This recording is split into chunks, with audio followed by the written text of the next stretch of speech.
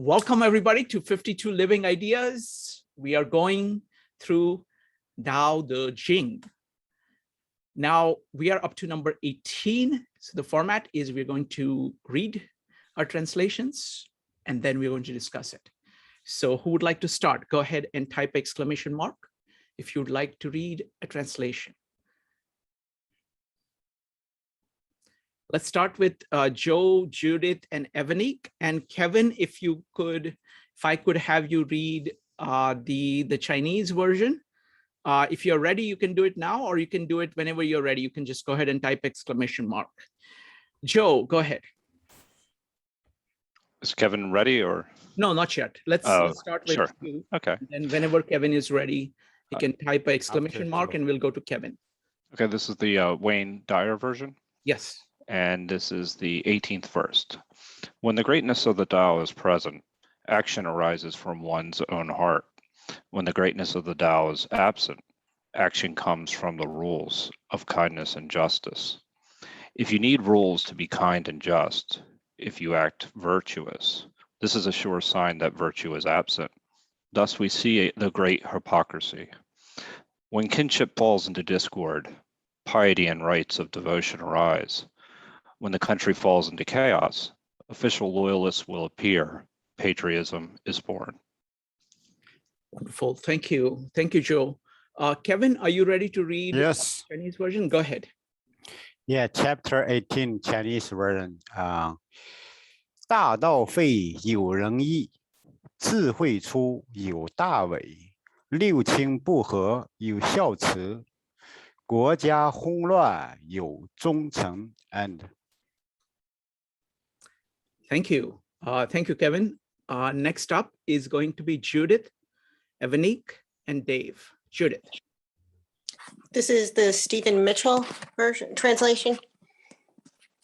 When the great Tao is forgotten, goodness and piety appear. When the body's intelligence declines, cleverness and knowledge step forth. When there is no peace in the family, filial piety begins. When the country falls into chaos, patriotism is born. Wonderful. Thank you.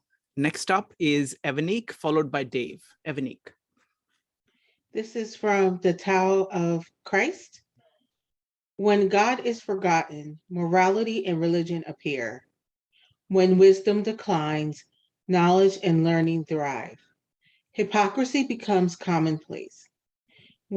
When there is no love in the home, people talk about family values. When a culture is in decay, nationalism flourishes.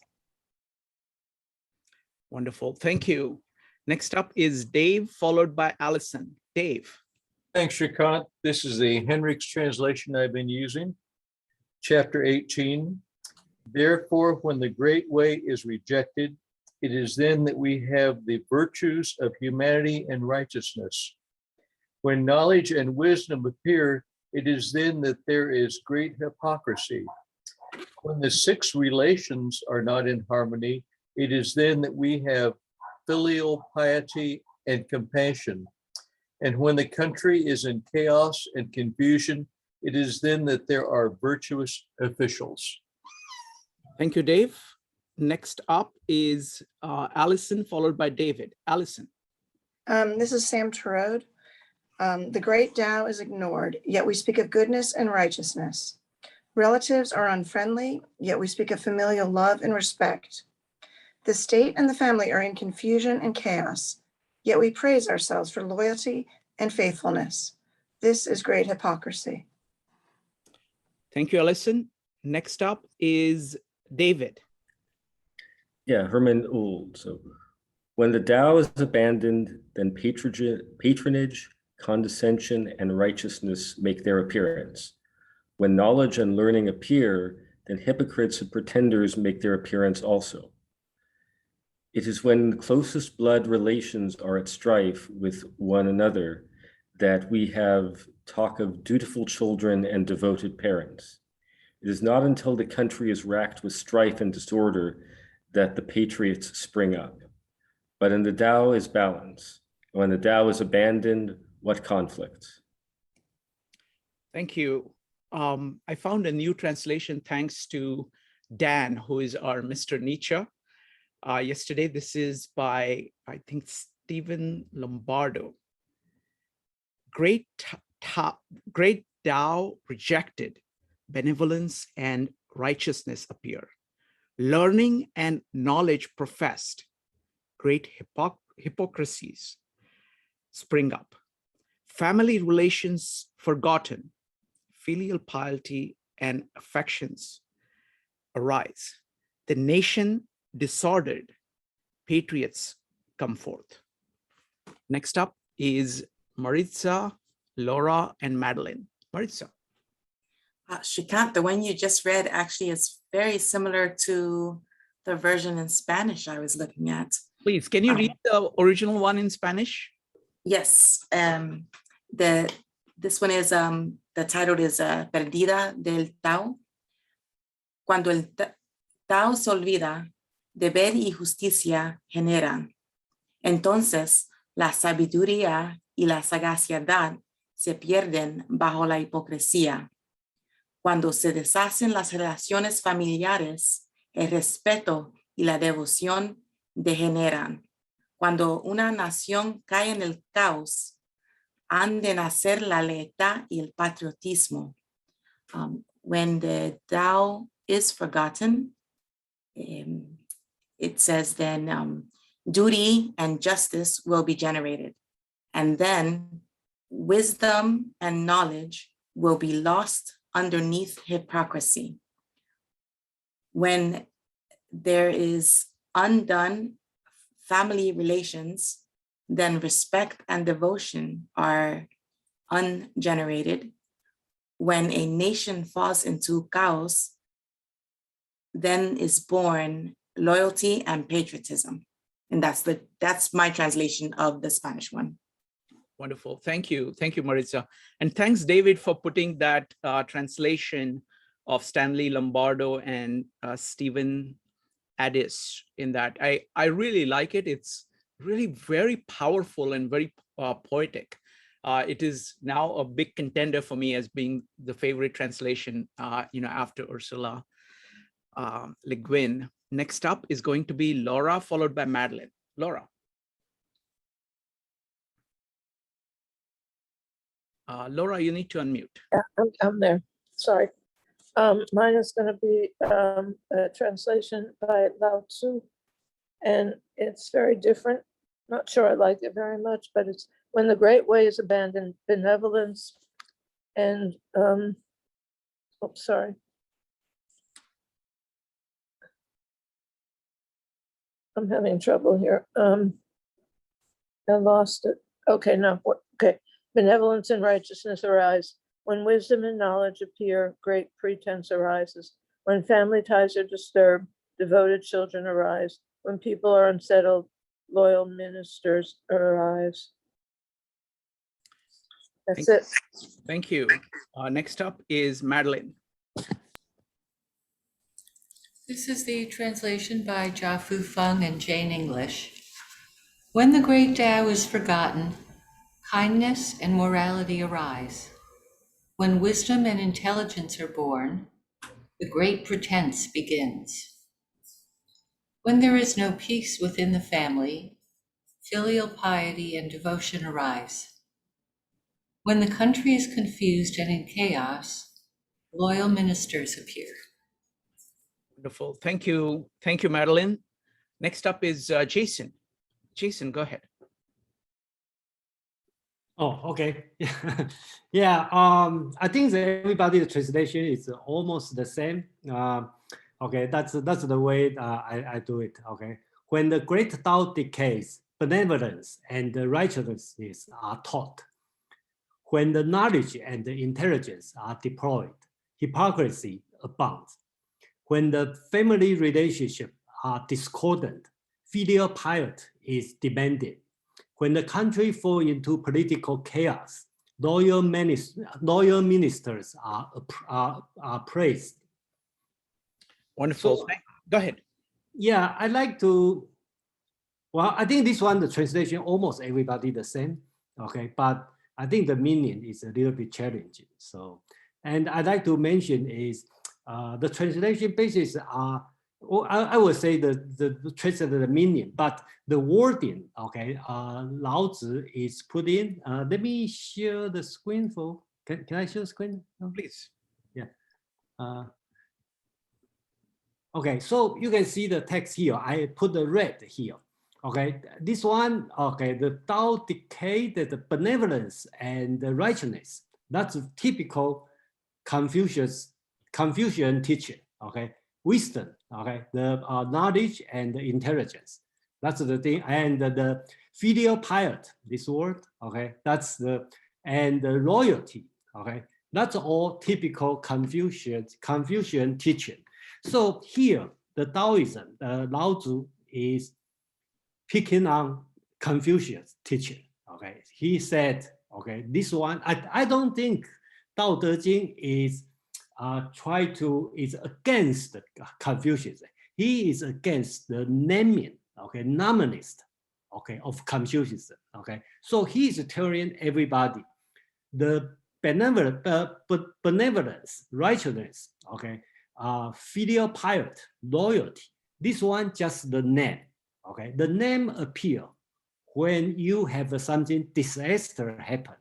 Okay. So I think that's his point. That's my view on that. So I think so. I would like to see how everybody thinks about, you know, what's the meaning on that. It sounds like he's teaching the opposite way of Confucius. Thank you, folks. Now it's time for talking about what you learned from this chapter or this poem. What do you get from it? Go ahead and type exclamation mark if you'd like to share what you got from it. What does it mean? And what does it mean to you? Dave.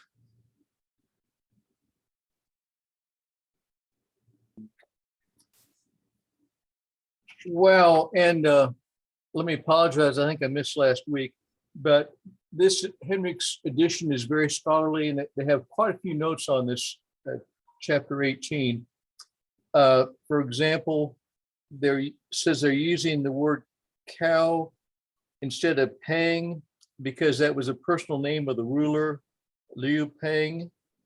And I noticed fellow just read, Jason's translation also mentioned the 6 relations as opposed to family. There's been most of the translations. And it mentions here the 6 relations are father, son, older brother, younger brother, husband, and wife. And I recall one of the earlier poems, it mentioned 6 spices, 6 tones, 6 flavors. So I don't know if anyone from the Eastern side can, you know, is 6 kind of a magical number? Is that poetical of how they're relating things? But I thought that quite interesting. And then another interesting thing is that the translator must decide between present tense or past tense. Apparently in the Chinese characters is not used tense, but it just depends on how you want to translate it. But a very interesting poem here. Thank you. Thank you, Dave. Aman. Yes, I wanted to say I agree with Jason entirely that there is a indictment of the rectification of names, because I do agree that that is one of the cornerstones of Confucian philosophy, is this idea that a thing has a title and that title should match that thing. The idea that Ren, one of the characters that he points to that Jason translated as benevolence, I believe, is accurate. It is certainly a fair way of describing that. But just to sort of break it down a tiny bit, the character is a figure of a person and the number 2. It is always a reference of interacting with another. And benevolence is good, but you can be benevolent to a horse, you know, tell somebody stop whipping that horse. The real central core idea there is the appropriate way in which we act with one another, which dovetails right into Dave's question about the 6 relationships. Classically, there's sometimes, if you were to Google them, you'd probably pull up the 5 relationships, which are ruler, subject, father, son, elder and younger brother, husband, wife, and friend to friend. But the friend to friend last one has 2 contexts. Friend to friend, one in the deferring position, friend to friend, one in the deferred to position, because it's contextual. It's not synchronized necessarily with the wuxing, the 5 element theory, or anything that was brought up earlier. Though both of them would actually, Confucius and Lao Tzu would be aware of that as one of those sort of proto-suppositional positions of Chinese thought, the wuxing, the 5 elements, yin yang, etc. They both agree on following a way. It's just Confucian's is very prescriptive and Lao Tzu's is a little more descriptive. Amon, I know that you need to leave early, so let me ask you, what do you think of this chapter? What do you get from it?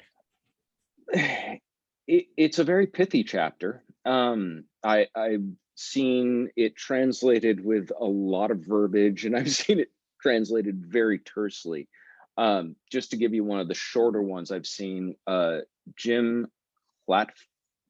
Klatfeltler, I don't know if I'm pronouncing his last name right, has this translated in about a dozen words. Goodness and compliance came when people lost the way. Spontaneity declined. Hypocrisy was here to stay. It is that indictment of the Confucian prescriptive morality, and it's saying you can try and follow this, but the outcome is never going to be as you hope it is, because people simply don't function that way. And I think he builds to that prior to this in the Tao Teh Ching and emphasizes it in the next chapter as well. Wonderful. Thank you. Thank you, Amon. Next up, Jason, did you have a comment? Yeah, I think Amon basically talked most of things, but one thing I'd like to mention about the 6 relationship, I didn't translate as a 6 relationship because the 6, the 6 family relationship kind of like become a too magic number and disappear its meaning. So in the Chinese daily conversation, 6 family relationships become a common word. Like if you say you are so cold, you don't care who the relation of people, you will say you don't recognize the 6th relationship. Okay, so 6th relationship become a word which disappear the number 6. That's why I didn't translate the number 6. Yeah, and I would like to challenge everybody is since Chinese scholars are the all trained as a Confucian, so how do they read this one? Okay, so I think that would be the challenge, and then there will be all the for the 1,000 years, the traditional Chinese scholar, how are they going to interpret this one and without talking something bad about the Confucius teaching? That would be the challenge. Thank you, Jason. Next up is going to be Joe Evanik, and Joe and Evanik. Joe, go ahead. Yeah, I mean, this is very interesting as well. I mean, if you look at it and balance it against Confucianism, which is very rules-based and institutional-based, then, you can kind of see that you're actually not living, you're living for the institutions themselves and not necessarily through the Tao. And it's calling that contrast into to the reader's attention. But I also think it's also evaluate the institutions that are actually governing you. That's what it's really a call to, is to see how you interact and why you're doing what you're doing, and looking at yourself internally versus actually looking for your external morality. In a way, I actually had a certain, the Stoicism thought for a moment. It was like almost the Marcus Aurelius quote I thought of as waste no time arguing what a good man should be, and just be one. And in other words, you're actually just being one for the right reasons, and evaluate the reasons as to why you're doing something. And that if you're acting through nature, then you're acting through the Tao. And if you think about it, institutions throughout history have given us bad directions. If you're acting through nature, you're actually not going to necessarily fall into the problems that with nationalism. Patriotism is a word that we've often heard in many of the translations, so that you're acting on your own accord and in accordance with nature, which is true freedom as well, if you think about it in those terms. So I think that there's a lot, and I also thought about it in terms of how it was contrasted as well with legalism, with Hanfei as well. If you know, there's a lot that you can see where that is the exact opposite of what it is to be, you know, governed by only rules, and that human nature is inherently bad, versus something that human nature is something is, you know, can be good if you live through it on your own terms. Wonderful. Thank you. Thank you, Joe. Next up is going to be Evanique, Phil, and Katie. Evanique. Yeah, I thought of several things when I read this. When I read this morning, I thought of the conversation yesterday with Nietzsche and the discussion of God is dead, and that the discussion we had with Dan afterward was when he was talking about Nietzsche and how Nietzsche wasn't, like, Nietzsche was thought to be an atheist, but he was not, but he didn't believe in the church and religion. And then I read this and I was like, wow, that really resonated. And, you know, knowing that Nietzsche had a translation of the Tao there, you could definitely see the relation. I thought about this in terms of the Bible too, because in the Bible, Jesus actually teaches against religion, like structured religion. He taught against the Pharisees and the Sadducees and the other Jewish sects, where people were following the rules and the regulations to a T. And it was like they weren't off, but he called them whitewashed tombs. And he told them that they were dead inside. So I was like, okay. So I think what it comes down to is authenticity. It's just when you're trying to follow the rules and trying to be the perfect person or the perfect disciple or the perfect anything, and you're trying to follow these rules to get there, it's very inauthentic in that you're not being who you are. You're being what people say you should be. And you're conforming to that. So that's why the first line really got, when God is forgotten, morality and religion appear. I think that's true, in that when you forget to have a relationship with the person that created you, God, source, or whatever you want to call it, that's when you lose yourself, and you lose yourself in these rules and regulations and people trying to tell you how to get close to God. And you're listening to people that essentially know about as much as you do about being close to God. So why would you listen to these people instead of going inside? So I think that was what struck me as the most in this poem, is that when authenticity goes away, that's when you have religions and institutions trying to give you the rules and regulations to get back to it, but it doesn't work. So that's my thoughts. Excellent. I like the term authenticity here, because I think that captures it. Ursula Le Guin calls this poem second best. So that means when you lose the real thing, what is replaced by it are these things which pretend to be that. They try to claim the mantle of it, but they don't have it. It's kind of second best, or the fake version of it. Next up is going to be Phil, Katie, and Shane Murray. Phil. Yeah, I actually thought about this pretty carefully, and it seems like my interpretation is a little bit more radical than other people has thought about it. My thought is that the Tao cannot be known, and it cannot be spoken of. But the Tao, however, you can harmonize yourself to be in tune with the Tao which nature does. So nature is at least close to the Tao.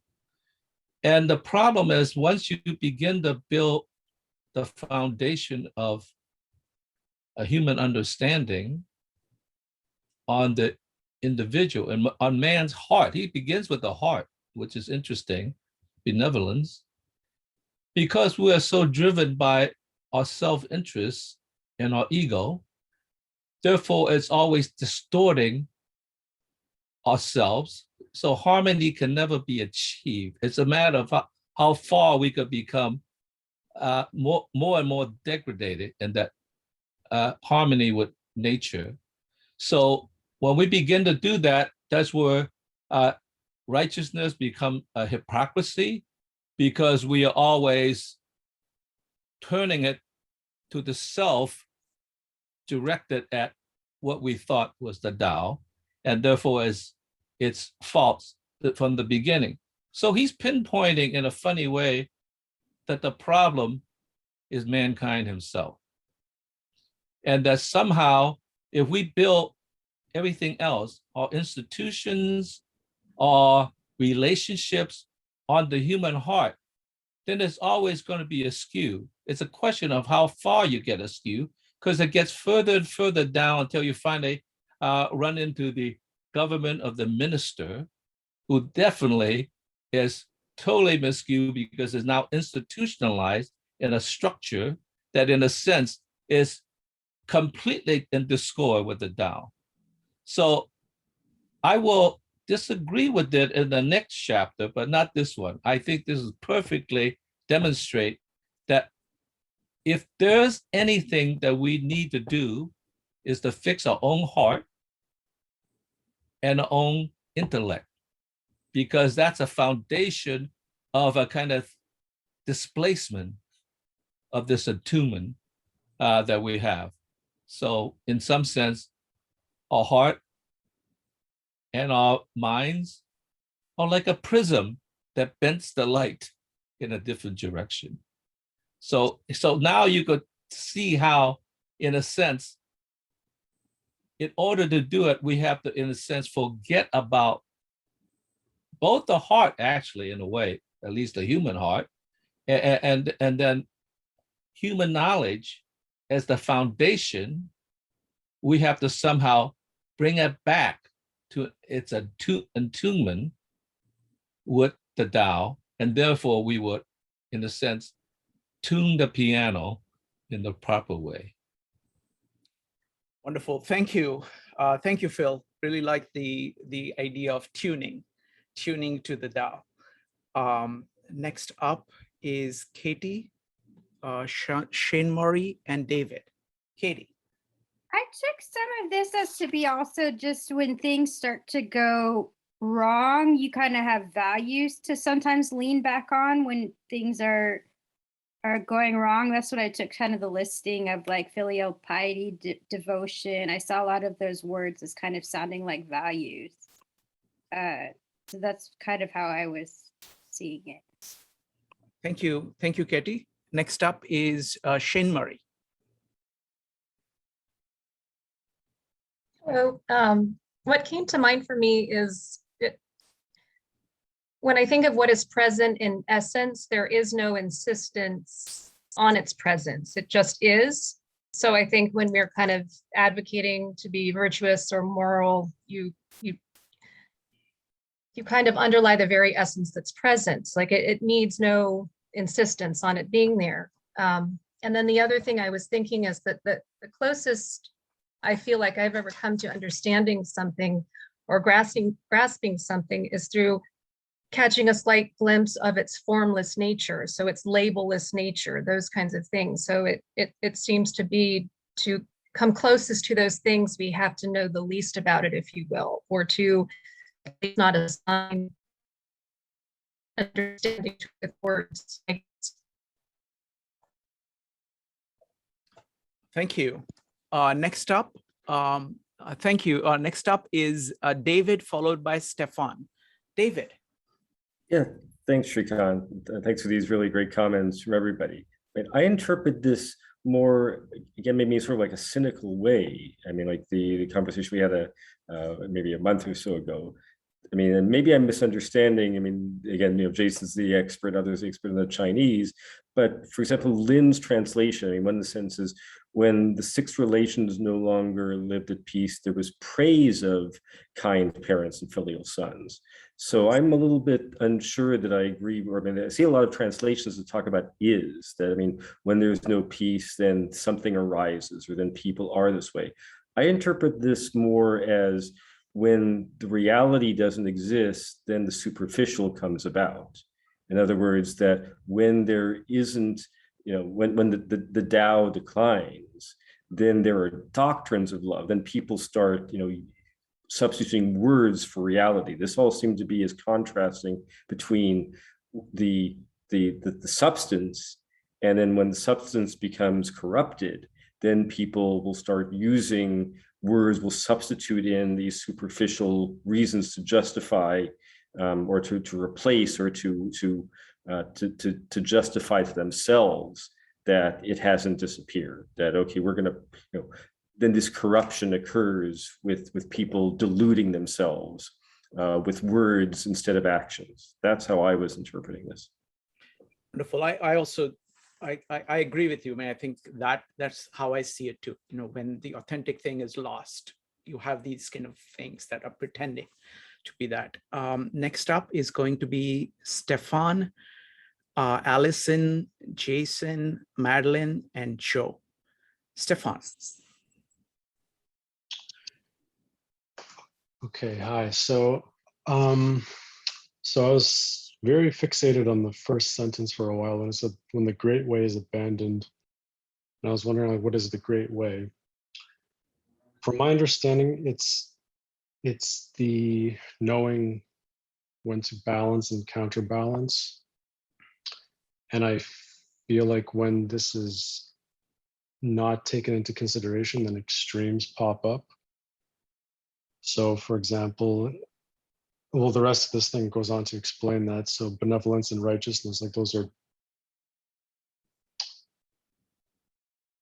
like they're extremes that'll pop up if things aren't kept in balance.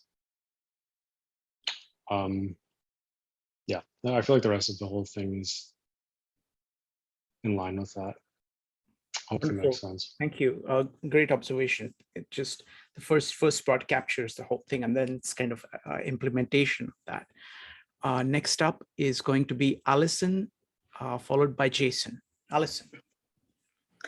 I was thinking about the part where it says relatives are unfriendly, yet we talk of familial love and respect. And the state and the family are in confusion and chaos, yet we praise ourselves for loyalty and faithfulness. It makes me think of like how we can make fun of our brother, but if someone else makes fun of our brother, then we get really upset because we have this loyalty. And the same thing with our country. We can insult our country left, right, and center, but if somebody else insults it, then we don't like it because we still love our country, even though we may complain about it, we love it at the same time. And I think it's that contradiction, like they're calling it hypocrisy, but really it is, but it's also just how it goes, it's. Thank you, Allison. Next up is Jason, Madeline, and Joe. Jason. Yeah, I think David in the beginning, David mentioned about the translation is, okay, and the Chinese has no tense, so we don't know is, was, or will be. But actually, I just want to let everybody know the situation probably even worse. Okay, it's even though in this text even don't have is or will be or was. They just put the two things together. Okay, with the Tao decay and then what's this? Tao decay and the benevolence and the righteousness appear. Okay, the knowledge and the intelligence appear. And hypocrisy appear, okay, and the family relationship in trouble and the filial piety appear. So basically, it's like just put two opposite things together. So that's why all the translation you can do whatever you want to do, okay. So that's the challenge. So the way I translate is I try to make sure it's consistent with Lao Tzu's philosophy and also match with all the chapters. That's the way I try to do. And the two ways to interpret this one. When Phil said his interpretation is radical, actually, probably that's the meaning on that. It's not that radical. That's what the Dao De Jing want to say. And one way to talk about for the people who is anti-Confucius, they will say, if you praise the filial piety, that's the reason cause the family problem, because people fight it. Who will be the best kids? Then that causes a problem. When you praise the loyal minister, the country is in chaos because the minister are fighting who is the best. That's the way to talk about. That's the person who anti-Confucius. Another way, for 1,000 years, the Chinese Confucian scholar, they will talk about totally opposite way. They will say, see, what Dao De Jing means is, if the country is in a peaceful, perfect situation, we don't need to talk about loyalty because not everybody are loyal, right? So we need to talk about this. That means our country is not in a good situation. If everybody is the filial piety kid, the family in harmony, we don't have to talk about filial piety. So that's the Confucian scholar will talk about this. So that's totally have a two way of to explain this one. But the way I talk about is, I think Lao Tzu is talking about the name, the rectification of name of Confucius teaching. He is talking about, because it will quote consistent with the next chapter and the next chapter, I think. Okay, thank you. Thank you. Thank you, Jason. Next up is going to be Madeline, Greg, and Joe. Madeline. Well, let's see. I had two questions. My first one had been about the translation, which Jason answered. It was because my first line reads, when the great Tao is forgotten. And so my question had been going to be about the tense, and if this is an ongoing thing, because the real question is, why would the great Tao be forgotten? Why does everyone forget the great Tao and go into these other things? That's not specifically a question for Jason, it's just a general question. Okay. My quick answer to that is it's very easy to get focused on manifestations. Next one is going, but anybody is, can come back to it whenever. Next up is, we're looking at kind of impressions, what did we get from this? Next up is going to be Greg, Joe, Brian, and Phil. Greg. Okay.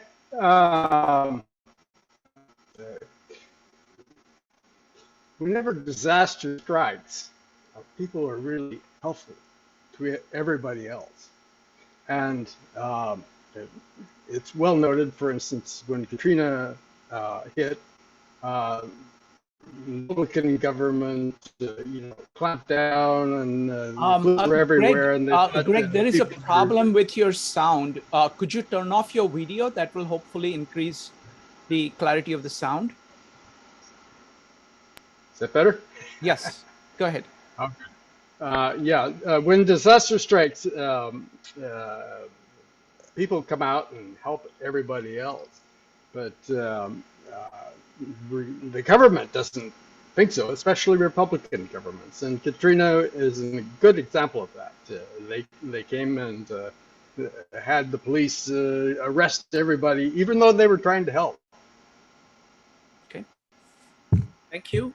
Next up is going to be Joe, Brian, and Phil. Joe.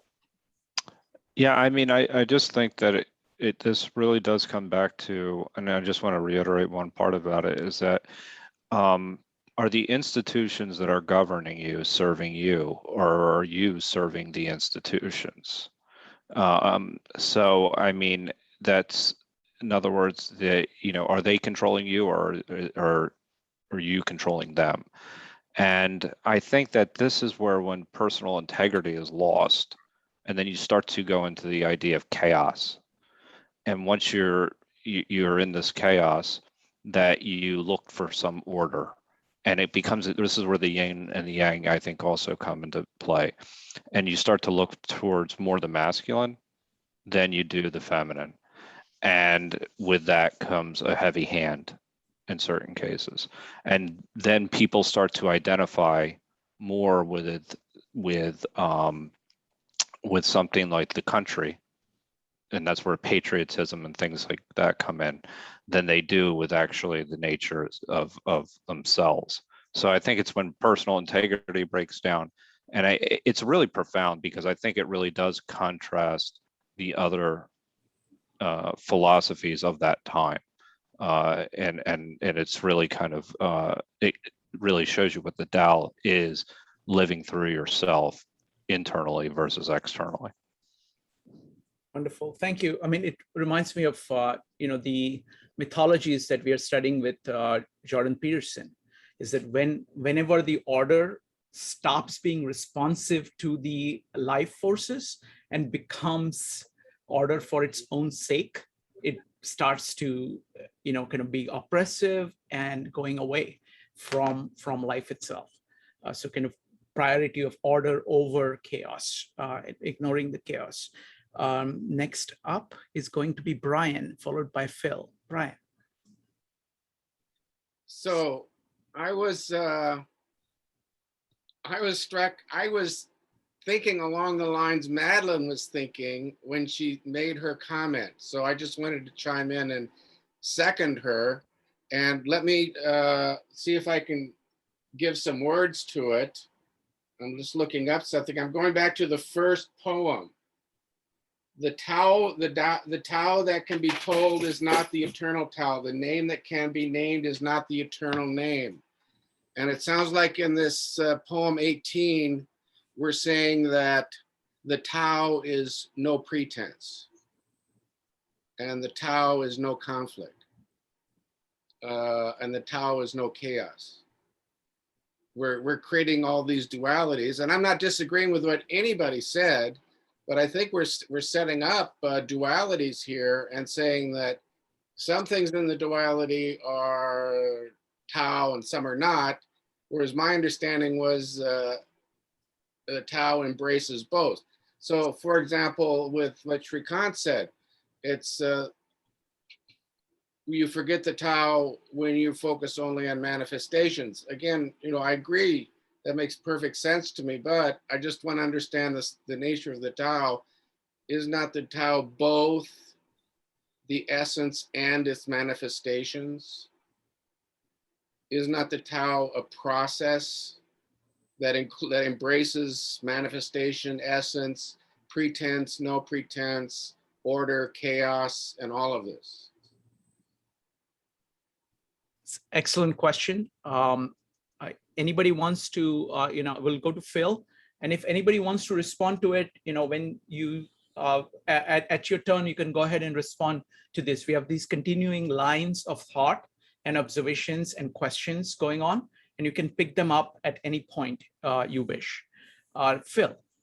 Yeah, I'm going to address Brian's issue in the next poem, but now I'm going to leave it alone because I want to say something about what Jason said that I both like, and I wouldn't say dislike, but I have a difference with. I like it because when he mentioned there is no, in a sense, narrative, there's just a juxtaposition of these two things. It immediately reminded me that poetry is really about juxtaposition. So it creates a freer space for interpretation to let the thing live. Whereas a narrative creates a structure that unfolds itself in a certain way, okay? So that's the part I like about the juxtaposition. It's just like, bam, bam, you draw the two colliding with each other and you make a decision. So you enter in the decision.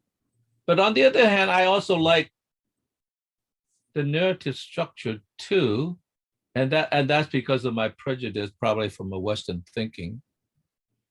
Because I think of it as a layers of degeneration in which the the narrative is talking about ever increasing layer of concealment from the Tao.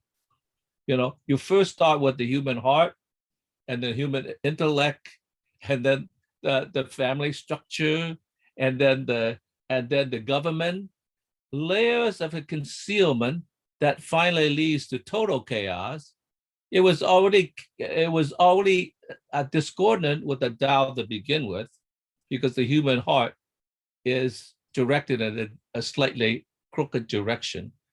So I like the interpretation also of this narrative structure of increasing concealment by the structure itself, to conceal itself as if it was the truth, but in fact, it is a kind of other speak.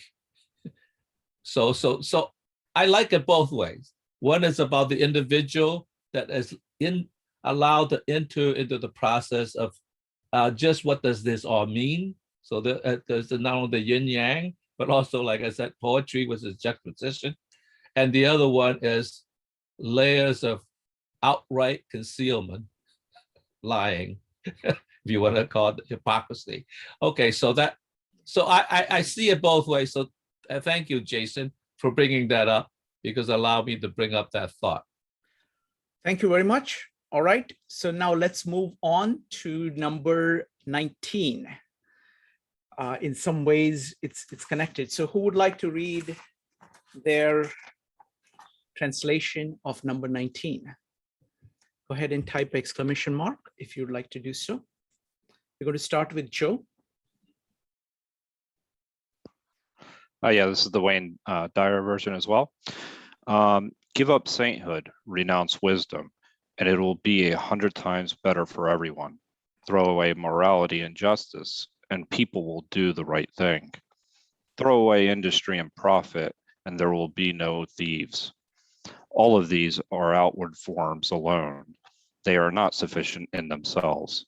It is more important to see the simplicity, to realize one's true nature, to cast off selfishness and temper desire. Wonderful. Thank you, Joe. Next up is going to be Dave, Evanique, and Judith. Dave. Thanks, Shrikant. Chapter 19, eliminate sageliness, throw away knowledge, and the people will benefit 100-fold.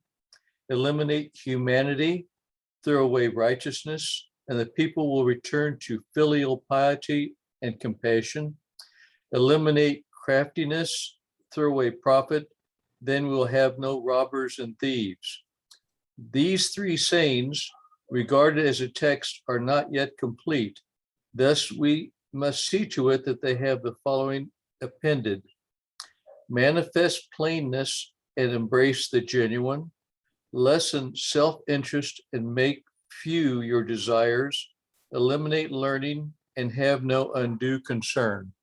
Thank you. Thank you. Next up is going to be Evanique, Judith, David, Brian, Laura, and Maritza. Evanique. So this is from the Tao of Christ.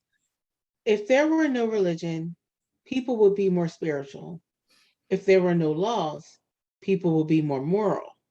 If there were no wealth, there would be no greed or theft. Getting rid of these three is not practical. So try these three practices instead. Hold fast to what is eternal. Live simply with purity. Weaken your attachment to the self and its desires. Wonderful. Thank you, Evanique. Next up is Judith, followed by David. Judith. This is the Stephen Mitchell version. Throw away holiness and wisdom, and people will be 100 times happier. Throw away morality and justice, and people will do the right thing. Throw away industry and profit, and there won't be any thieves. If these three aren't enough, just stay at the center of the circle and let all things take their course. Thank you, Judith. Next up is going to be David. And then if I could request Kevin to read it in Chinese, that would be fantastic. Next up is David. Thanks, Shrikant. So chapter 19 from Herman Old, give up holiness, cast away cleverness, and the people will be 100-fold better off. Give up duty to your neighbor, cast away morality, and the people will return to neighborliness and family feeling. Give up artistic cleverness, cast away profit-making, and there will be no more thieves and robbers. But if in the following 3 precepts the people are not satisfied, take care that they are given things to hold on to. Let them be shown simplicity. Let them hold fast to purity. Thus will self-seeking diminish and will desirelessness be attained. Wonderful. Thank you. Kevin, would you be able to read? Yeah. Go ahead. Chapter 19 Chinese version. 决胜气质，名利百倍；绝人弃义，名福孝慈；绝无气力，盗贼无有。此三者，以为文不足，故令有所属，借数抱扑，少思寡欲。And Thank you. Thank you, Kevin. Next up is going to be Brian, Laura, Maritza, and Madeline. Brian.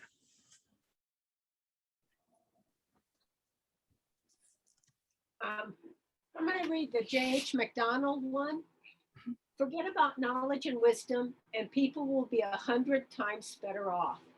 Throw away charity and righteousness, and people will return to brotherly love. Throw away profit and greed, and there won't be any thieves. These 3 are superficial and aren't enough to keep us at the center of the circle. So we must also embrace simplicity, put others first, desire little. Thank you, Penny. Next up is going to be Laura, Maritza, and Madeline. Laura. Okay, I always want to do Dyer, but Joe beats me to it, so I'm going to do Lao Tzu. Again, abandon wisdom, discard knowledge, and people will benefit a hundredfold. Abandon benevolence, discard duty, and people will return to the family ties. Abandon cleverness, discard profit, and thieves and robbers will disappear. These 3, though, are superficial and not enough.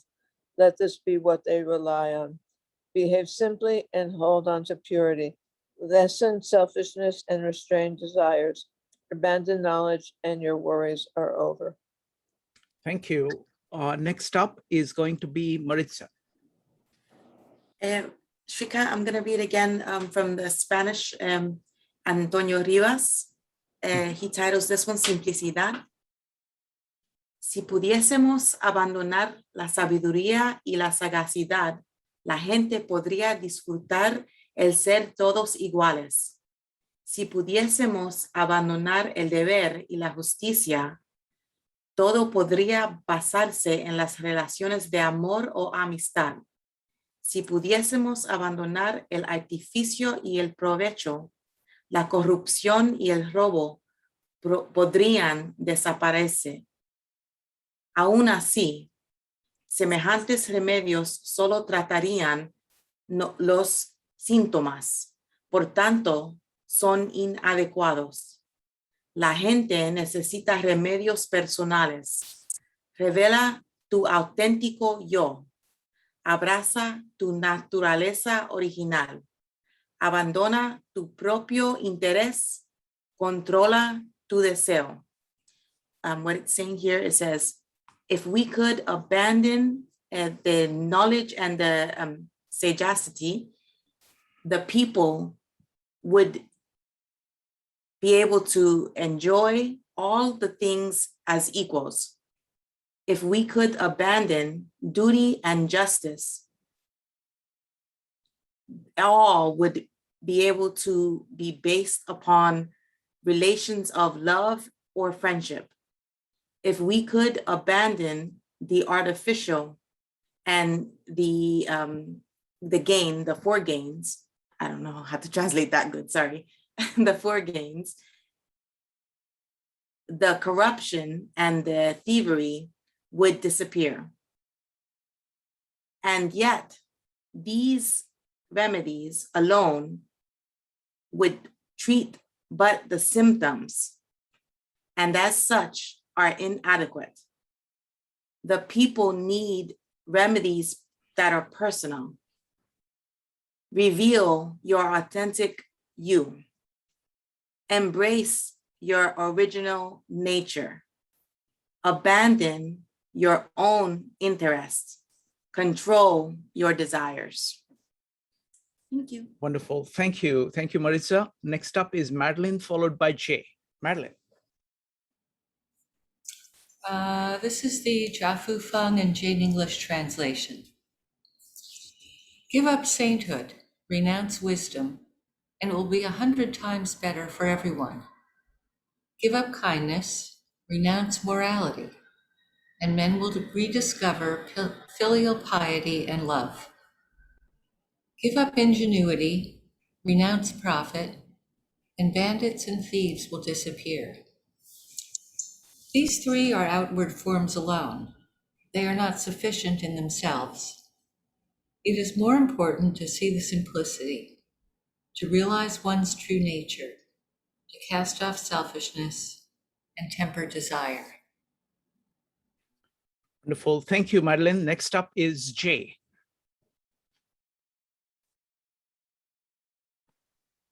Okay, thank you. This translation is by Jay Legg.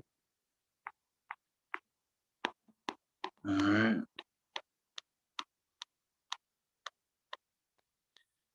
When the great Tao ceased to be observed, benevolence and righteousness came into vogue. Jay, I think you are reading number 18. We are reading number 19 right now. Oh, it's 19. Okay, okay. If we could renounce our sageness and discard our wisdom, it would be better for the people 100-fold. If we could renounce our benevolence and discard our righteousness, the people would again become filial and kindly. Filial and kindly. If we could renounce our artful contrivances and discard our scheming for gain, there would be no thieves, no robbers. Those three methods of government, thought olden ways and elegance did fail and made these names their want to worth to veil. But simple views and courses plain and true, with selfish ends and made, and many lusts eschew.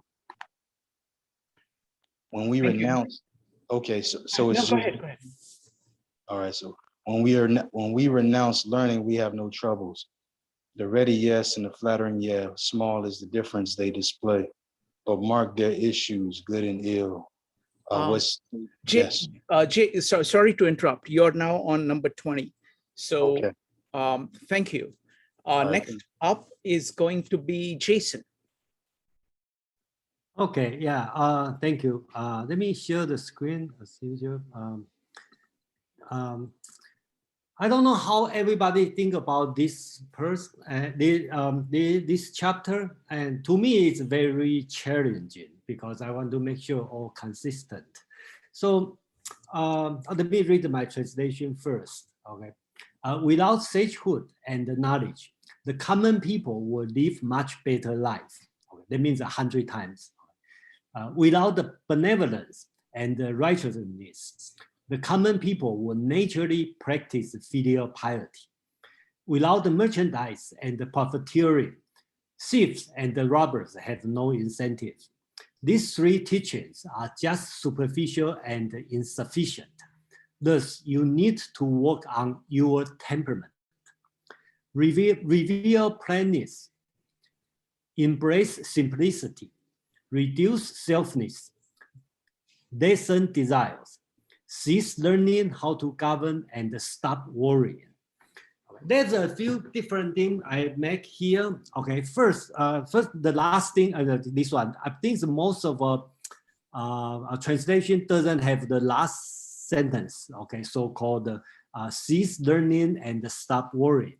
This one serves a perfect conclusion in this one. And most of the translation put this sentence on the next chapter. Okay, and Amang and I are arguing back and forth about this one should be here or in the next chapter. And Amang sent the whole book to me and to prove they have evidence this sentence should be in the next chapter. Okay, but I kind of reject this idea because it doesn't make sense. When you go to the next chapter, you will find out that the tone is totally different, and you will find out you have another challenge. Why this sentence over there? But I think this sentence is perfect here, and they have a few Chinese scholars in the ancient put this one in this chapter. Okay, but that's optional. Okay, that's the first challenge. Second challenge is, I think, I don't know, how do you think? The first three lines, these three sections, and this one seems, Lao Tzu is talking about different things, okay? The first three is talking about the governing skill, okay? He's talking about don't preach, don't talk about this, he talked about the morality, two kinds of morality, right? One is artificial, I think, Marisa translation, I think, is captured this one, same as my idea. Basically talking about the artificial morality and the natural morality. So you talk about abandon the benevolence and the righteousness, okay, which is Confucius teaching. In Lao Tzu view, this kind of teaching is artificial or man-made morality. Without teaching this, you know, the human nature, you will love your brother, your mother, your kids. That's nature, filial piety. So basics here is teaching the prince, okay? You don't have to do all this kind of man-made artificial morality. The people will do it by themselves. And then Lao Tzu keep telling, okay, this one, just this is not enough. You, as a prince, you have to do something yourself, which is, you know, be simplicity, be plainness, give up your selfishness and lessen your desire. Okay, so that's 12, the prince. Okay, you have to, not only you don't bother the people. Okay, they use the word mean. Okay, this word that means the common people. So then the Lao Tzu turn back to the prince. Say you have to do something yourself, which is become simple, reduce your desire, don't be selfish, okay? Don't be selfish, okay? And the last word, I think, serves the perfect conclusion here. That means cease learning and stop worrying, okay? So when we talk about, I think we will see a lot of like cease learning and no wisdom, okay, no knowledge. I think at that time, when you talk about knowledge, they talk about knowledge of governing. When you talk about learning, you are learning how to govern. Okay, the common people is not learning; they are illiterate. So basics, Lao Tzu is telling people this one. So Lao Tzu is telling the prince, you don't have to learn how to govern this kind of righteous, all this kind of thing. Only thing you have to do is let the people do what they want to do, and then make sure yourself keep a plan, not selfish, reduce your desire, and you don't have to learn this thing, and everything will be okay. I think that's his teaching. So I will end here, and I will see how everybody respond on this this chapter. Thank you. Wonderful. I'm going to read the translation of Ursula Le Guin, and then we'll open it up for any comments on this chapter. So she calls it raw silk and uncut wood. Stop being holy. Forget being prudent. It'll be 100 times better for everyone. Stop being altruistic. Forget being righteous. People will remember what family feeling is. Stop planning. Forget making a profit. There won't be any thieves and robbers. But even these 3 rules needn't be followed. What works reliably is to know the raw silk, hold the uncut wood, need little, want less, forget the rules, be untroubled. All right, so let's see. So what I want to say is that I look at these 18 and 19 as a pair.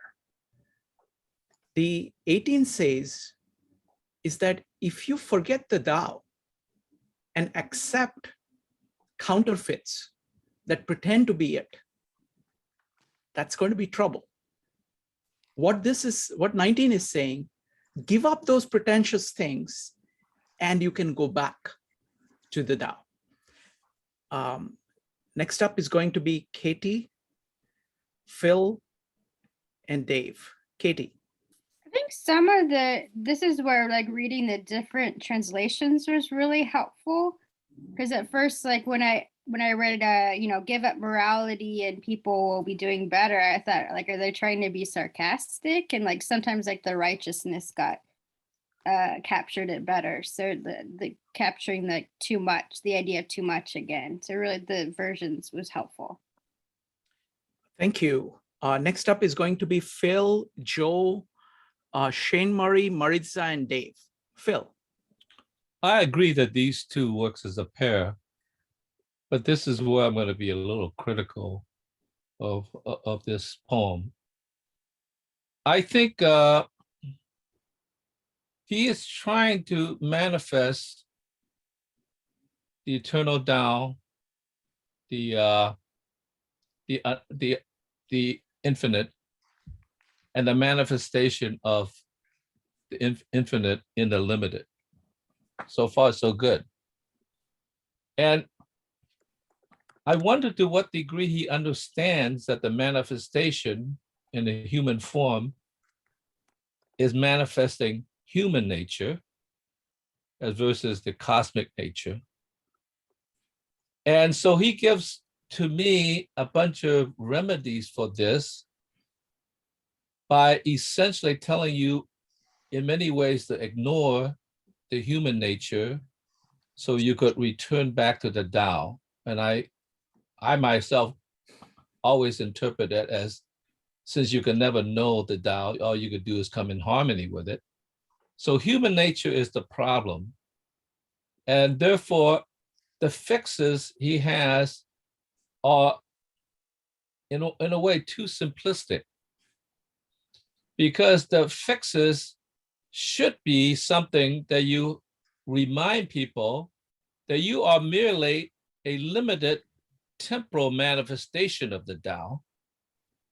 And once you understand that, you will have the piety and the humility to understand that whatever you project as the manifestation of the Tao through the lens of human nature is temporal.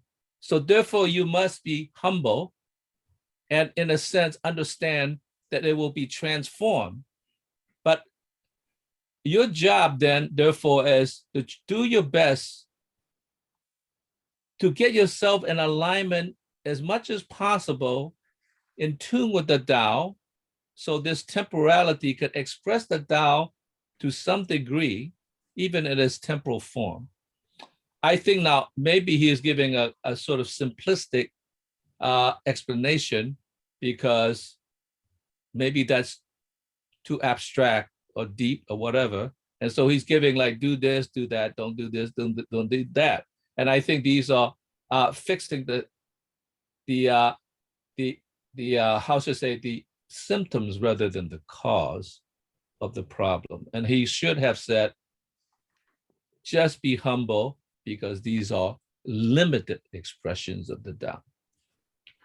Wonderful. Thank you. Thank you, Phil. I really like your comments. And even when you disagree about something, it doesn't look to me that you're disagreeing. And even when you're trying to be radical, I don't think you're being radical. So what may be called radical is not really radical, and what may be disagreement is not the disagreement. Well, maybe I'm trying to get myself in tune with the unknowable Tao. Who knows? Wonderful. Wonderful. Thank you.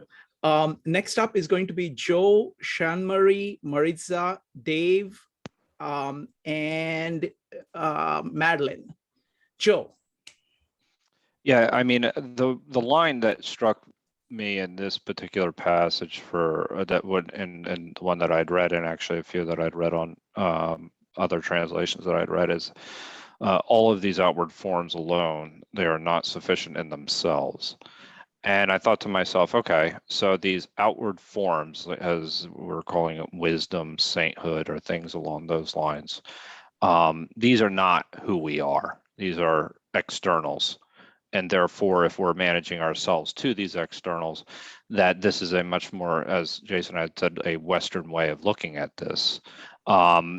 But you're not moral because of the externals, you're moral because of your internal compass.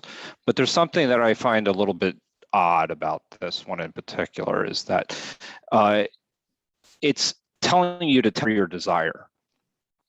And that is a very, if you're tempering your desire, while that is an internal thing that you're doing, it's still external in its nature as far as it's a virtue.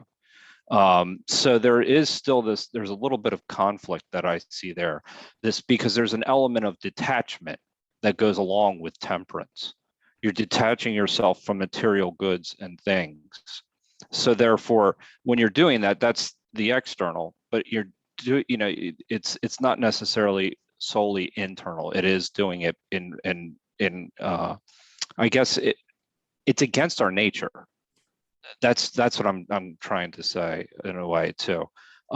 Even though I understand if you want to carry it to the idea of being pro-social and all that, but that's really more of a Stoic approach versus saying a Taoist approach. Not to say those two are mutually exclusive, but in this particular case, I see there's a little bit of conflict. Thank you, Joe. A little bit all over the place, but thanks, Joe. Next up is going to be Shane Murray, Maritza, and Dave. Shane Murray. It hit me as we were discussing it that it seems like the societal institutions, at least in Western society, maybe elsewhere, they attempt by and large to teach virtues, and yet it seems that this teaching or learning of virtues is the very thing that prevents us from reaching an honest occurrence of them. So it just seems odd that there's this continued teaching of things when it's the very learning of it that prevents an honest expression of it. So it seems very strange that it would be in play in that way to the extent that it is. Wonderful, thank you. I want to say that there is this continuous kind of return to nature that is going on. So it's like nature and culture, so what he seems to be saying, that the culture is taking you away from nature. So go back to nature, give up things which are kind of cultural products to kind of go back to nature. So it's also another way of looking at it is what Phil was talking about, Tao and its manifestations. Don't get hung up with the manifestations, keep going back to the Tao. Don't get, culture is kind of manifestation of some things of nature, doesn't capture the whole thing, keep going back to nature. Next up is going to be Maritza, Dave, and Madeline. Maritza. So this, in this poem specifically, the one I read actually was my absolute favorite. Usually I have like an English version and a Spanish version, but for this one, it was the Spanish. And the reason is one line that I read here that I didn't read across many other translations is revela tu auténtico yo. And it's saying, reveal your authentic you. And right after that, it says what you were just saying, Shrikant. It says, embrace your original nature. And I really, really like that. I think that helps to address maybe the conflict that Joe was seeing here, because also in this version, it's not saying to temper your desire, it's saying to control your desires, in which case the way I understand it is that what it's saying to you is, all these other things, it's kind of like, if one is religious or Catholic specifically, the teachings are that one should go to mass every Sunday and one should do these things. And sometimes people get caught up in following these rules, and they think because they spend half their day on Sunday inside this building and they recite all of the scriptures perfectly and they're dressed just right and they're doing these external social trappings that are a checklist for the religious Catholic, they do all those things. But then when they're leaving mass, they cut off the little old lady who was crossing the road, 2 blocks away from church. And this person has forgotten that the checklist is not the most important thing about their religion. The most important thing is to live this way. If this is a way that one has accepted into one's life, the acceptance cannot be skin deep. It must go deeper. And that's what I'm hearing. This is a reminder to us that if we don't find the authentic us, then it's only skin deep and it's not going deep. And when it's saying to control one's desires, it's again from the perspective of if your eyes are always looking out and you begin to be desirous of all those things around you that you see, then you don't have enough time for your eyes to be looking in, and you may lose sight of what is the authentic you. So I view this one, and even the 2 previous, as kind of cautionary tales of the need for this balance from within and without. Thank you. Wonderful. Wonderful. Thank you. Thank you. And Marisa, welcome back.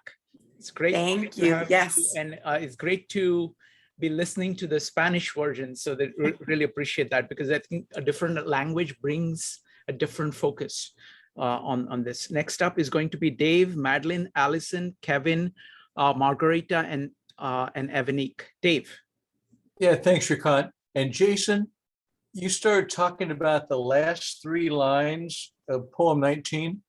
I have the scholarly translation, and a lot of it is minutia, and I wouldn't bring it up, but they make the point, and they call them line 10, 11, and 12, that the last line should actually be the first line of verse 20, that it rhymes with the other 2. Is that anything you'd like to comment? And the other thing I would mention for the previous poem, they said it should be the direct continuation of verse 17. And I almost wonder if we should kind of think of these as a scroll instead of pages in a book, that they kind of flow from one into the other. But anyway, I thought I'd bring that up to you, Jason, if that helps.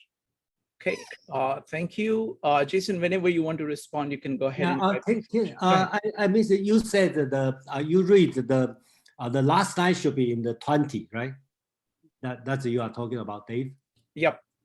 Yeah, the last 3 lines of 19, you already talked about. You thought one of those was kind of an insertion that belongs somewhere else. That this translation, or this scholar, thinks that the first line of poem 20 should be the last line of poem 19, that they would, I guess you would say, run together. Yeah, okay. So yeah, I think that's why the Armand sent the whole book to me to tell me about this one should be in 20, not in 19, because that's most of people believe based on the evidence. Okay, the last line should be in 20. But I personally, and with very few scholars, believe this one should be in 19. Okay, because I think we take a different approach.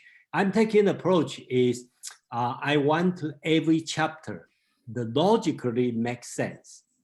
Okay, logically make sense. And then when we go to 20, we will notice I really challenge if anybody talk about that line should be in 20. It's really challenging, because I don't know how to fit that line to chapter 20, because it's a totally different tone and a different message. Okay. That's the point that I'm arguing. I'm not saying I recognize most of people is because I pay attention to all the translation. All of them put this line in 20. They don't translate the last line. Okay, and I know most of the Chinese scholar over last 1,000 years, most of them put in the 20, but they have a few, very few put in 19. And then I will side with the minority, not the majority, because I believe each chapter should have a logically, make sense. You cannot have something strange. Then you try very hard to connect them together. So that's the part I disagree. And again, I recognize that's my personal view, and thank you for bringing up this. Thank you for your minority report. Yeah, right. Yeah. I'm like you, Phil. So we are following Tao. We go to the original and believe what I think. So and another thing, personal view again, because I not trust the last 1,000 years Chinese scholar, their comment. Two things. First, they all trained as a Confucian scholar, so they deal with in Confucian way.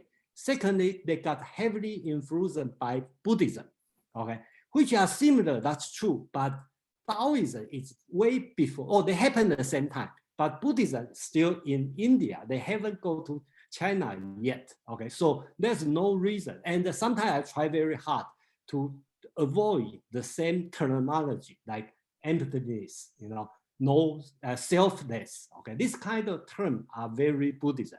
I try to avoid this kind of term. I don't want it sounds very Buddhism. Even if you think they are coincidence with Buddhism, and that's fine because that's your own interpretation.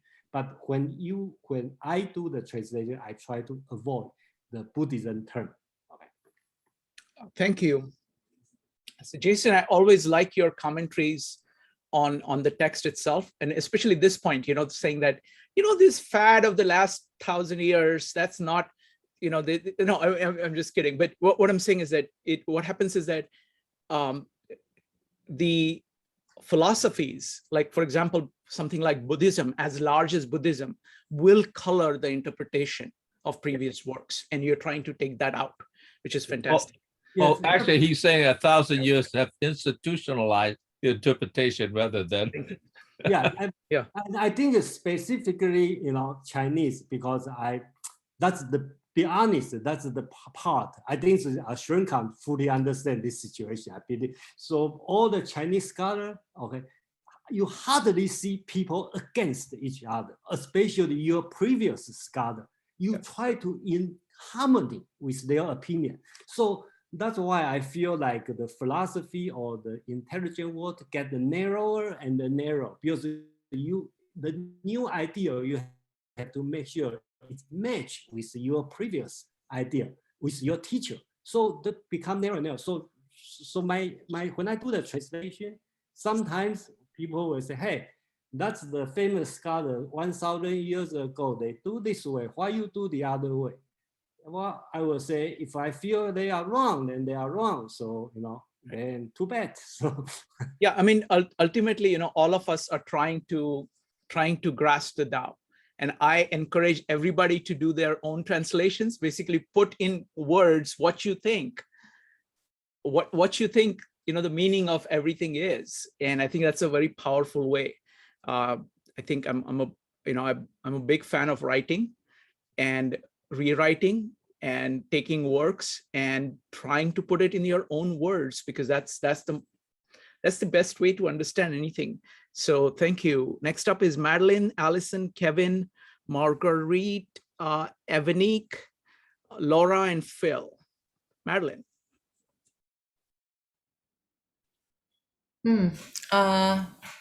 Well, it does seem as if this one and the previous one, they do sound a lot like radical Christianity. And by radical, I mean in terms of radical in sense of the root, not in terms of bomb throwing. And what Phil said a while back about human nature and cosmic nature, this is a work written by a human being or collective of them for other human beings. But there are many other kinds of beings in the world. So what would it be like if there were a Dao De Jing written by a moss for other mosses, or an earthworm for other earthworms, Or getting closer to humans, what about a wild boar? They're very aggressive. Would a peaceful wild boar be departing from the Tao? Thank you. Thank you, Madeline. Next up is Allison and Kevin. Allison. It seems like what it's trying to say is that we need to stop looking like always trying to gain more and more and more, and really concentrate on what we have and really appreciate what we have. But that said, it seems like there's not a country in the world that actually does this.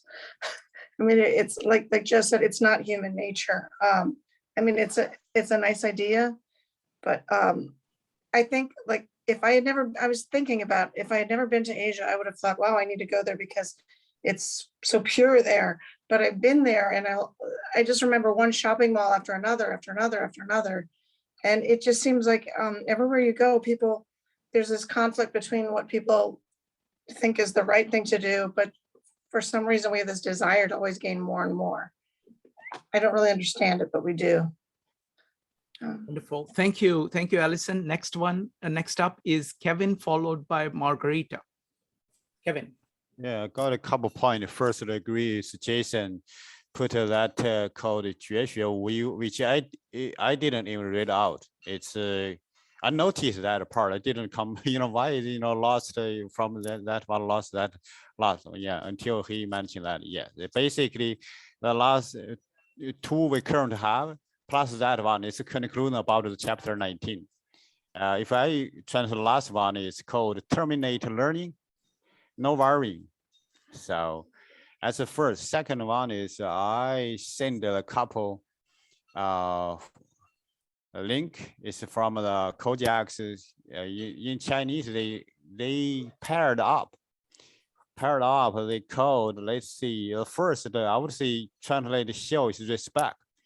Basically, respect your parents, elderly, structure, officer, kind of from like bottom to up.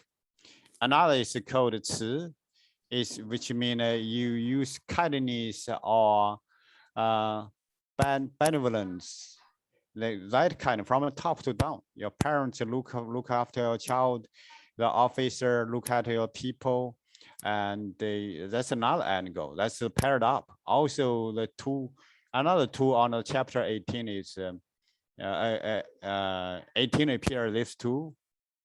And 19 also have that, and also the 仁义 and or kindness or righteousness. So this kind of word thing is paired up too. Yeah, overall I agree with also chapter 18 and 19 is like a brother sister, and they pair together. Basically, I feel summary of the two chapters is bigger kindness and bigger benevolence for the chapter 18, and for 19 would be my way called few selfishness, few desire, terminate learning, no worry. Thank you. Thank you, Kevin. Next up is Margarita Evanik. Margarita. Yes, thank you. I'm thinking while reading and listening to these readings, these sentences are like paradox, but how to react reading this paradox, because there could be two ways. I think we can be active, finding the meanings. For example, how to be less superficial, how to be more authentic, as if like we are this being that can try to obtain this authenticity. Or we can also do passive response, because in the first chapter, Tao also say that one happens because the other. Dark and light, they come together. Maybe we should also just see this happening when this nation become chaotic and then reordered and then chaotic again. Are we just being a pacifist, just seeing this happen? Being back to nature means just being like observing things. And how can we differentiate which one we should do, active or passive? I don't know. that's quite interesting how to see it.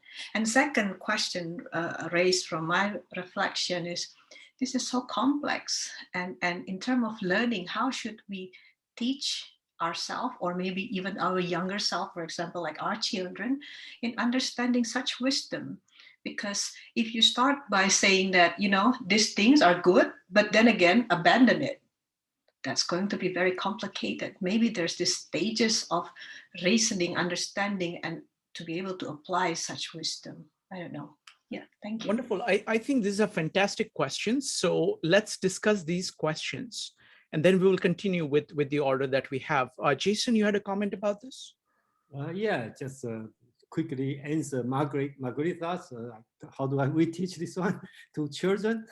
My answer is don't teach them. So, you know, if you want your kids to be a good student, probably don't teach them. You know, I learned it too early, so my grade is not so good. So that's the lesson I learned.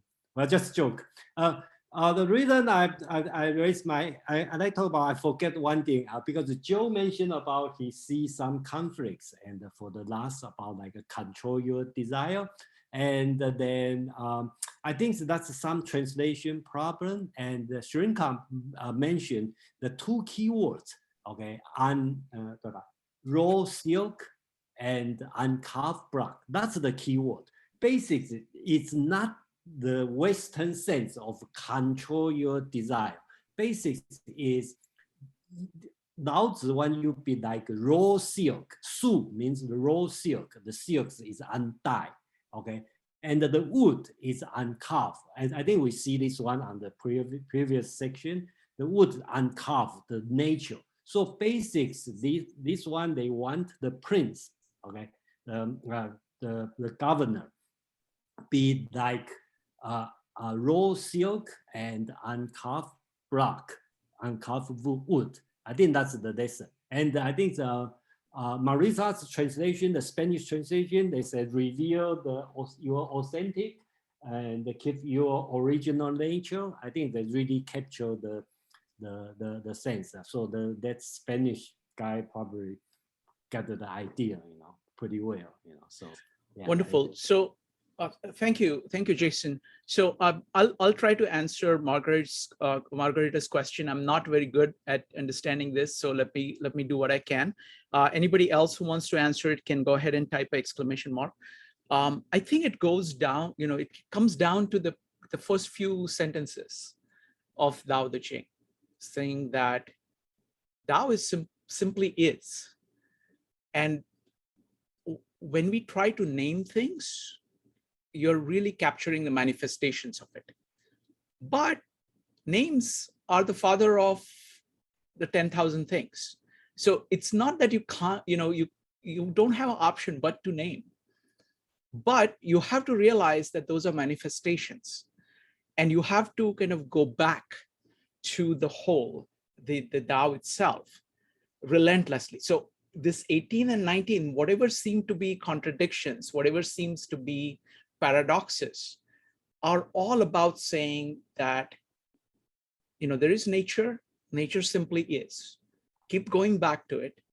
In the process of living, you're going to use words, you're going to create things, you're going to have words, habits, institutions. If you get too much focused on that, you're going to lose touch with the core of you and core of nature. So keep going back. So it's saying that by going back, you're going back to the authentic connection between your soul and nature. So keep going back to that.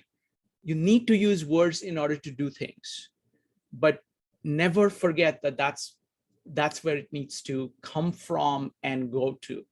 So that entire thing about giving this up in order to go back to it, I think that's what is being said.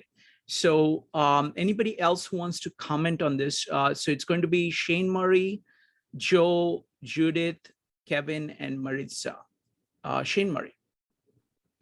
Her inquiry made me think of, like, say, if you're attempting to write, one of the things that they suggest is that you learn the form intrinsically, and then and only then can you abandon it and find your way. So it made me think of that. So maybe there is some guidance that's needed initially, learning the structure and the form, understand that fully, and then you abandon it and maybe, return to the essence of things. Wonderful, excellent. Next up is Joe, Judith, and Kevin. Joe.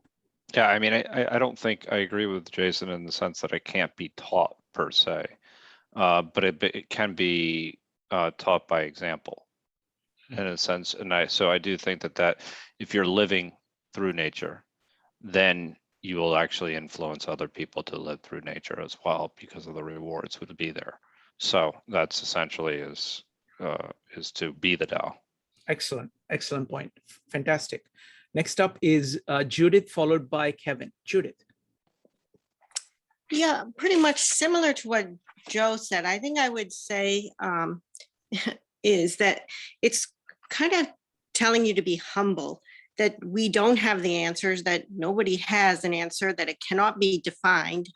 And yet, if we, if you're teaching a child or whatever, if you just go back to yourself, you will find the way. So it's there always, but as soon as you try to define it and put rules around it and confine it that way, you'll lose it. So it requires an element of letting go and trusting within, that the way will be there for you. And that's all. I don't know. Wonderful. Thank you. Thank you, Judith. I want to make one more comment, and this is not really about Lao Tzu, but this is about placing Lao Tzu with respect to the West. West is actually superb at naming. That is its strength. The Industrial Revolution, science, technology, business that we have cannot be done without naming. And it is very, very sophisticated on naming. And so in that sense, Lao Tzu has one piece and the West has the other piece. So in that sense, it's still, West still goes away from nature.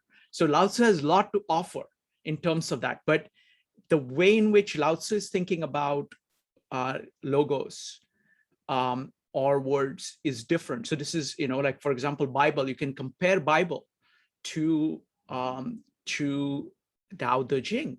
And Bible puts a lot of emphasis on logos and what logos can do. So that's a crucial piece. So when we're looking at us as modern people, we kind of have to take in everything that Lao Tzu has, but then we have to add everything that we consider to be valuable. So I think that is very challenging, to keep in touch with nature, with the Tao, while being far more sophisticated. The other part of it, which is like connected with meetups that we've done with people like Walter Ong, there is a difference between the Chinese script itself and the alphabet. Alphabet, by its sequential nature, is very much kind of left brain logos, because each of the letters has no meaning. Whereas you can see that in Chinese, you put two letters together, it's almost a poem, and it sings, it is metaphorical, it suggests very rich context. Alphabet is very different. So even in the language itself, there is differences between East and West and all of that. But this is kind of, I just wanted to put it in the larger context and connect it to the other meetups we are doing, like with Walter Ong, with Jordan Peterson and Bible, that they have a very different take on these names. Next up is going to be Kevin, Maritza, and Elena. Kevin. Yes, thank you. First, thank you for the question. I understand it this way. The life is about balance, harmony with yourself and others around you, and close to nature. Be humble to yourself and others too. Not too much, not too less. And let's see, use some example for economic side, from personal or community or country. What's the necessity versus greedy? for education perspective, what's knowledge and compared to the curiosity. Normally we see, I got it. That's better kids that learn from school. They see the got it, understand like 100%. It's no such thing 100%. They keep learning in the same thing. So like a curiosity normally, you know. Another one is the conclusion is experience in nature. See the bird, tree, even water is how beautiful. You think deep, close, watch them. When you see how big, let's see, for example, the Western we use the word, control yourself, transcendent, let's see yourself. Let's see, you stand on bank of the sea or ocean, you know, watch far away, how small you are. Thank you. Thank you, Kevin. Next up is Maritza.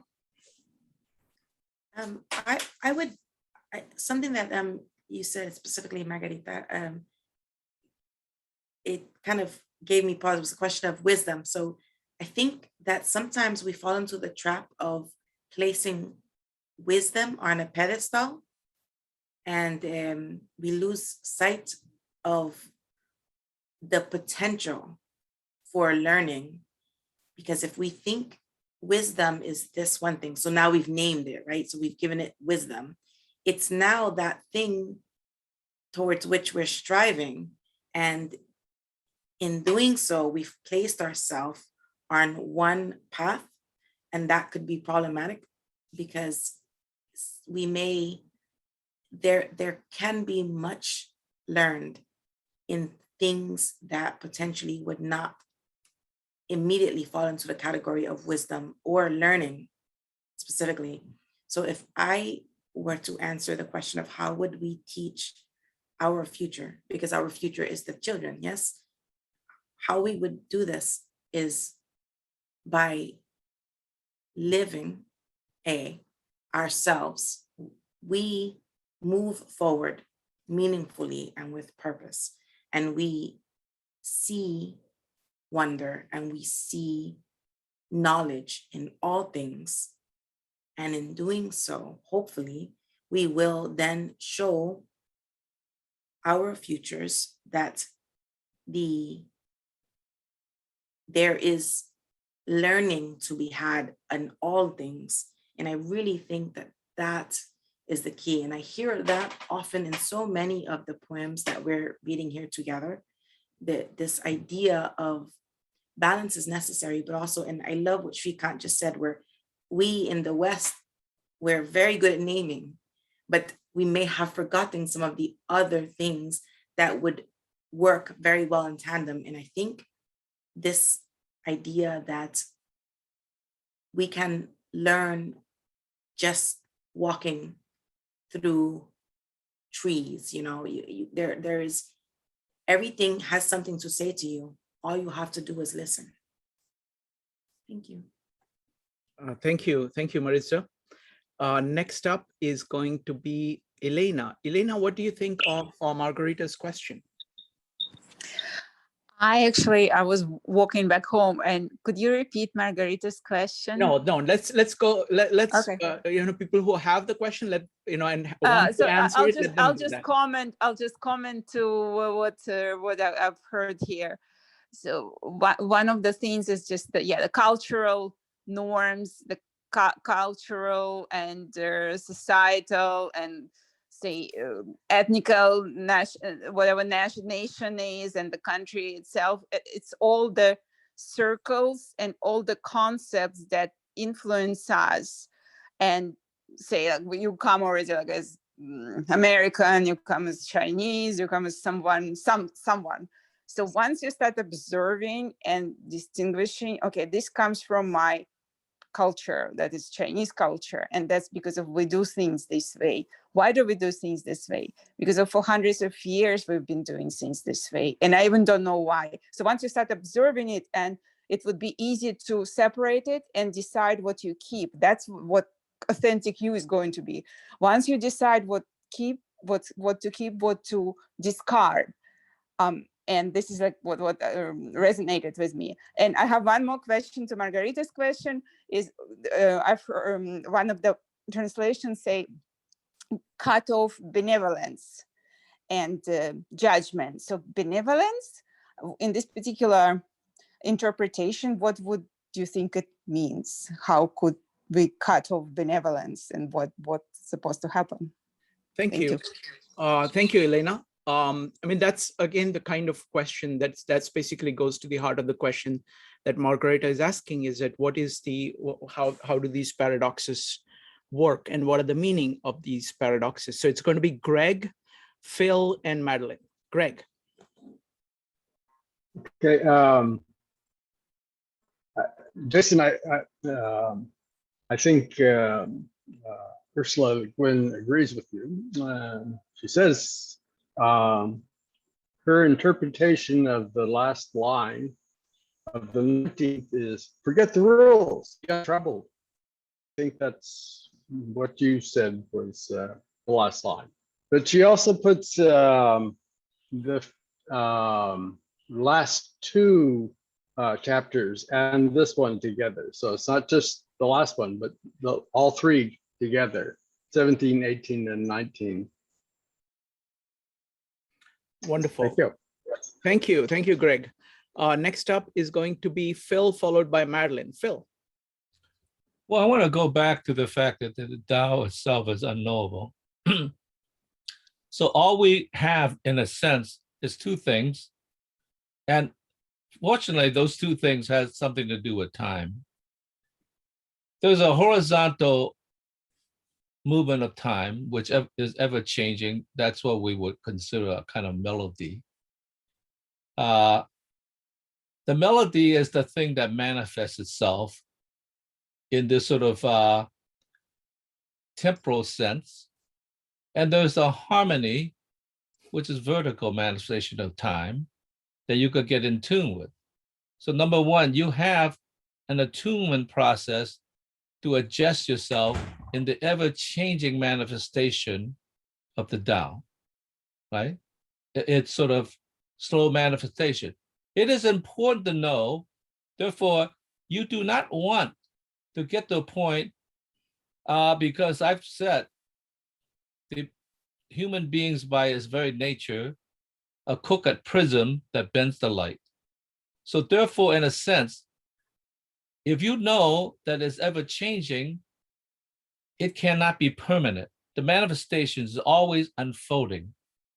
So therefore, if you know that, you have to be pious.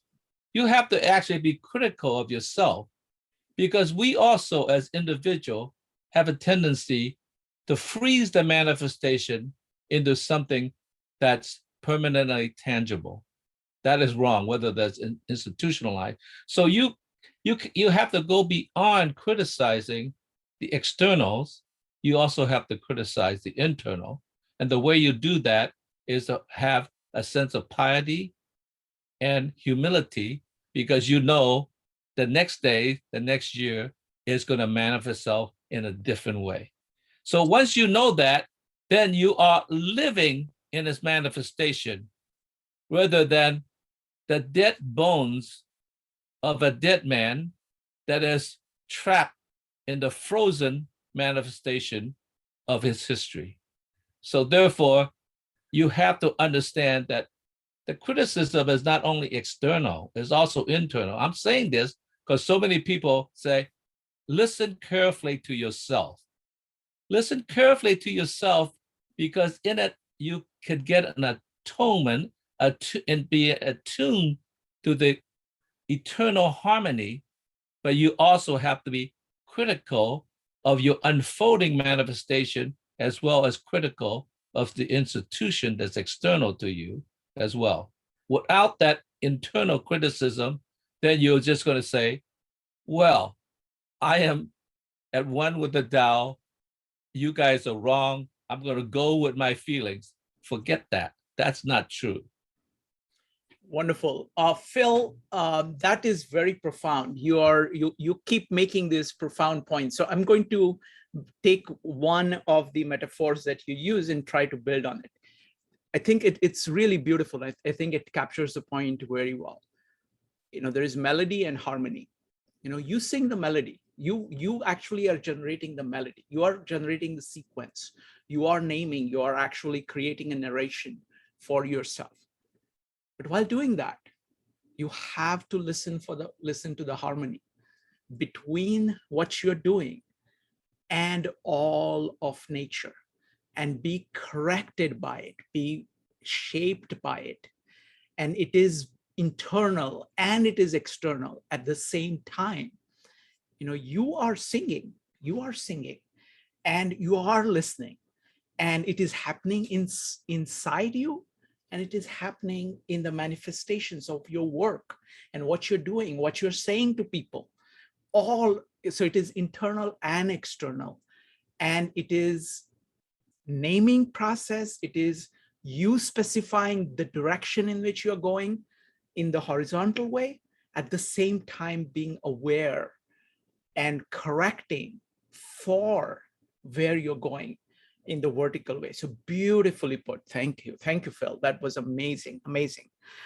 Next up is Madeline, followed by Brian. Madeline. Yes, I thought I would directly respond to Margaretta's question, which was about how do we teach this to children? So there are some very concrete ways to do it. One is that kids can do. One is Qigong or Tai Chi, which is teaching the body. Another one is the game of Go, which even very young kids can learn. That teaches us to learn to encompass the whole situation and see different possibilities from all sides with our minds. Meditation, any form, will teach focus. Then there's a conversation about qualities or properties of, let's say, water or sky. You could have a conversation with a child of what are the qualities of water, and in what ways are we like water, or in what ways are we like sky. And then the final way that came to me was working with materials, like sculpting wood or sculpting stone or drawing. It's an embodied process. So all of those would be very direct and fairly simple ways to work with children on the Tao.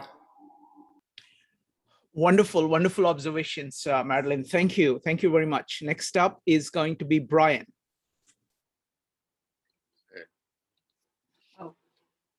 Well, I like a lot what Madeline just said, actually, because what I was thinking, though, is it seems almost like the Tao is almost like the Garden of Eden. It's like where everything is in perfect harmony and everything kind of is and moves with everything else without conflict. But in the real world, where we are, when they were saying abandon benevolence and piety and charity and stuff like that, a lot of that, to me, it seems like, those are trying to, although they are named, but trying to name some of the qualities that would be in the Tao, or I guess it can't be named, but and so to me, when you're talking about teaching children, I felt almost like, that's what society's trying to do in a certain way, when they're talking about things like benevolence and charity and be selfless and love one another as you love yourself. These are ways to try to be in tune with the harmony in nature. But of course, if you're too artificial, or you think you've achieved this perfection, then of course you haven't. But there are attempts at trying to talk about how to reach the Tao. Excellent, thank you. I want to build on one thing. I want to just add one thing that I thought of on this specific question. You can put it in terms of what can one human being do for another, fundamentally. And one answer is what Joe gave. I think that's a great answer. You can be that. You can be what you think is ideal, and that will have a profound impact on people, including children. That's one thing. The second advice that Lao Tzu has throughout is to actually work with others. Try to understand, try to work with what they are. So try to work with what children are, children are kind of independent beings. There is Tao in them. Work with that and kind of believe in that and let them flower in their own way, whereas you are kind of nurturing that. Instead of saying, okay, I'm going to get this in the child, you have to realize that the movement is happening inside out in the child. And the best thing you can do is to provide a good environment for them and a good ideal for them. That will do far more wonders than any particular idea that you may be able to transmit. So Margarita, we've got lots of people who have answered your questions. So what do you think? Thank you. Thank you. I learned a lot. Thank you. All right. Wonderful. Wonderful. Thank you. All right. So I usually don't do this, but the question that Margarita asked was really, it goes to the heart of the Tao itself. So that's why, we kind of focused on it. And this is the theme that runs through the entire Tao. So thank you very much, folks. This was great. The next one is going to be 20 and 21. I do want to tell you about the other meetups we are doing, and those are quite incredible. On Mondays, Dan is here, and he has a deep understanding of nature. He has an astonishingly deep understanding of Dao De Jing. He was talking about that. He really understands it, and he's able to connect that to nature. So that's on Mondays. On Wednesdays, wait a minute, Maritza, are you there? Let's see. Still here, yes. Hi, what are you doing tomorrow? I don't know. I'm just gonna wing it. No, I kid. I'm kidding. I'm totally kidding. I have pages and pages of notes. So tomorrow is we're gonna talk about a philosophy that is different from the Western way of thinking, and actually different from the Tao. We're looking at Aboriginal philosophy. It's called, using our words, the dreaming. It is that's a word that they accept from our language, even though it is a very imprecise translation for them. And we're looking into the philosophy of theirs. If I had to give you the one-line banner, it is the dreaming is today, yesterday, and tomorrow all rolled together, and it's providing for them spirituality and physical laws. So we're going to go into that tomorrow. Wonderful. I mean, just like Dao De Jing is showing us a way of thinking about things, which is quite different. The idea of just doing deep philosophy in a poem, who would have thunk? Or just kind of doing this juxtaposition of two characters, which produces this magic. That's very different from the way in which Western philosophy is done. So we're learning that. Now, I have to tell you that the oral cultures are far more different than when you put the written cultures on one side and the oral cultures on the other side. They're very, very different. So I'm really excited to hear about that. It is very, just like it is challenging for us to interpret, okay, how does this paradox work, right? Because paradox is built into how the Tao Te Ching operates and thinks. It's a natural part of it. And it takes a while for the Western mind, which is trained on non-contradiction, to say, what do you mean? You're saying this is not that, this A is not A, what is wrong? Okay. Similarly, some such thing happens in the oral culture. And I'm just, tremendously grateful that Maritza is doing this. So that's going to be tomorrow. On Thursday, we are going through the Bible with Jordan Peterson, and it focuses on psychological meaning behind Bible stories. So we are looking at Bible in very similar analogous way that we are looking at Dao De Jing, and the parallels that are coming through that, both similarities and differences, are just profound. So I recommend that very highly. On Friday, we're doing an experimental series. I'm trying out Ascent of Man, which is a science work by Jacob Branowski. It is profound work. It has had tremendous influence on me, which is told by the fact that I saw it 25 years ago, and my memory is terrible, but I actually remember everything that he said from 25 years ago when I'm reading it again, when I'm listening to it again. So it is the best documentary I've ever seen, at least 10 times better than the second best. It covers the entire span of history and talks about the high points of human achievement. The standard for science is much higher than that of humanities, and it is very difficult for people to match it. So it is a very challenging thing to do. I don't know whether we can pull it off. What I try to do with these meetups is that I want the conversation to do justice to the material that we are talking about. And that is going to be the hardest for Ascent of Man. I am really scared that we won't be able to do it.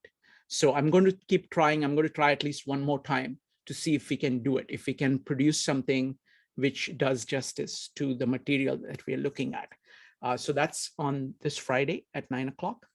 On this Saturday, we have got very interesting things. I've not announced this yet, but at 12 o'clock, there is going to be a meetup on the concept of self-narration, that how do you shape yourself through self-narration? What role kind of creating the story of yourself? This is based on Julian Jaynes' idea. And Brian McVeigh, Dr. Brian McVeigh, who has written like 18 books on the topic, including one on how do you use Julian Jaynes' ideas to transform your life for personal growth. He's going to be there talking about that. It's going to be incredible. Don't miss that. And then we are doing Autobiography of an Idea by Louis Sullivan. He's by far my favorite thinker, who has had the profound impact on me. I still struggle to understand him. I get a lot from him. I owe a lot to him, but he's still very far from me. So I try. And we got 5 great panelists.